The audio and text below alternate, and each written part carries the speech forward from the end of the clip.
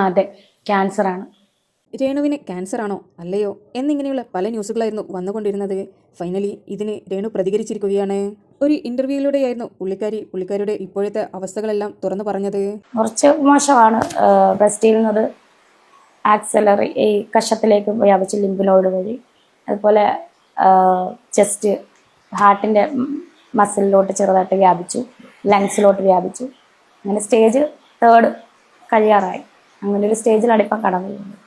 Cancer ശരീരത്തിലെ മറ്റു പല ഭാഗത്തേക്കും പടർന്നിരിക്കുകയാണ് എന്നായിരുന്നു രേണു പറഞ്ഞിരുന്നത്. ഇനി നാളെ തെളിവ് ചോദിക്കുന്നവർക്കായി മെഡിക്കൽ റിപ്പോർട്ടുകളെല്ലാം ഹാജരാക്കിക്കൊണ്ടായിരുന്നു രേണുവിന്റെ ഇന്റർവ്യൂ ഉണ്ടായിരുന്നത്. വല്ലാത്തൊരു മാനസികാവസ്ഥയിലൂടെയാണ് രേണു ഇപ്പോൾ കടന്നുപോയിക്കൊണ്ടിരിക്കുന്നത്. ഒരുപാട് ഹേറ്റേഴ്സ് ഉള്ള ഒരു വ്യക്തിയാണ് രേണു സുധി. കുറെ ന്യൂസുകളായിരുന്നു രേണുവിന്റെ ക്യാൻസറിനെ കുറിച്ച് പുറത്തു വന്നിരുന്നത്.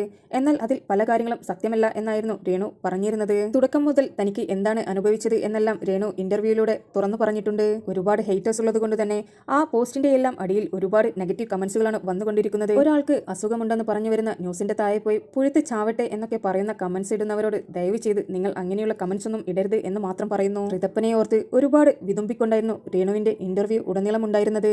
ഇന്റർവ്യൂ ഉടനീളം കണ്ടപ്പോൾ അറിയാതെ കണ്ണുകൾ നിറഞ്ഞുപോയി. ബിഷപ്പും KHDC ഫിറോസുമെല്ലാം രേണുവിനോട് ഇതിനോടകം ക്ഷമിച്ചു കഴിഞ്ഞിട്ടുണ്ട്. ദയവ് ചെയ്ത് അവർക്ക് പ്രാർത്ഥനകൾ നൽകണം, അവരെ സഹായിക്കണമെന്നാണ് KHDC ഫിറോസിന്റെ എല്ലാം വാക്കുകളുണ്ടായിരുന്നത്. പരസ്പരമുള്ള തെറ്റിദ്ധാരണകളും പിണക്കങ്ങളും എല്ലാം മാറി അവരെല്ലാവരും ഒരുമിച്ച് കണ്ടപ്പോൾ തന്നെ സന്തോഷമായി എന്ന് മാത്രം പറയുന്നു. എത്രയും പെട്ടെന്ന് അസുഖങ്ങളെല്ലാം മാറിക്കൊണ്ട് സുഖം പ്രാപിച്ച് വരട്ടെ എന്ന് ആശംസിക്കുന്നു. ഇത് പറയാൻ സമയമായി എന്ന് തോന്നി, അതുകൊണ്ടാണ് ഞാനിപ്പോൾ പറഞ്ഞത് വന്നിട്ട്. രേണു കരഞ്ഞുകൊണ്ട് ചില വാക്കുകളെല്ലാം പറഞ്ഞപ്പോൾ മനസ്സിൽ വല്ലാത്തൊരു നോവ് പോലെ.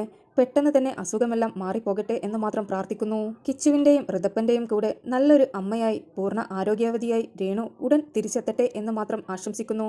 നിങ്ങൾക്ക് വീഡിയോ ഇഷ്ടപ്പെട്ടിട്ടുണ്ടെങ്കിൽ ഒരു ലൈക്കും ഷെയറും സബ്സ്ക്രൈബും ചെയ്യുവാൻ മറക്കരുത്.